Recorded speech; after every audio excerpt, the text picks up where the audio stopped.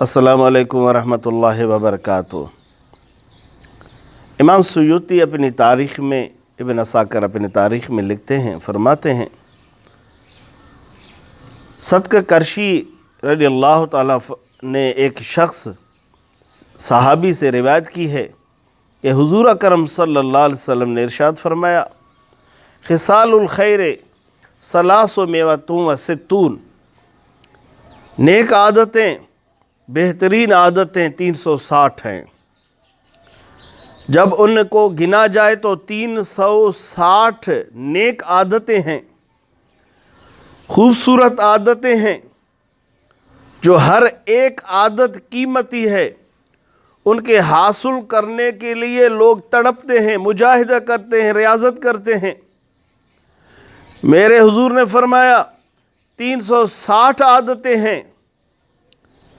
ابو بکر صدیق موجود ہیں، عرض کرتے یا رسول اللہ لی منہا شیئن، کیا ان میں سے 360 میں سے کوئی ایک دو میرے اندر ہیں؟ کیا میں ان میں سے کوئی ایک میں سے موصوف ہوں؟ یہ ابو بکر صدیق کا تڑپ ہے، جب اعلان ہوتا ہے تڑپ کرتا ہے میرے اندر یہ خوبصورتی ہونا چاہیے۔ جیسے آدمی پیسے کے بھاگ دوڑ میں آگے نکلتا ہے، یہ بھی میرا ہو، یہ بھی میرا ہو، یہ بھی میرا ہو، لیکن صحابہ کرام رضوان اللہ اجمعین اس خوبصورتی کے لیے جن کی حضور تعریف کرے ان کے پیچھے بھاگا کرتے تھے۔ وہ سابقون، ہر چیز میں آگے بڑھنے کی کوشش کرتے تھے۔ حضور میرے اندر ان میں سے کوئی ہے؟ میرے حضور فرماتا ہے کلھا فیک فہنیئا لک یا ابا بکر، اے ابی بکر صدیق، اے میرے یار غار، یار غم و سرور، یار سفر و حضر، تمام کے تمام 360 جو عادتیں ہیں، خصوصیتیں، یہ سب کے سب تیرے اندر ہیں اور تجھے مبارک ہو۔ تمام عادتیں تیرے اندر ہیں، 360 کے 360 تیرے اندر موجود ہیں اور تجھے مبارک ہو۔ معلوم ہوا ابو بکر صدیق مکمل ہیں، ابو بکر صدیق کے اندر نقص نہیں ہے، ابو بکر صدیق کامل و مکمل ہیں۔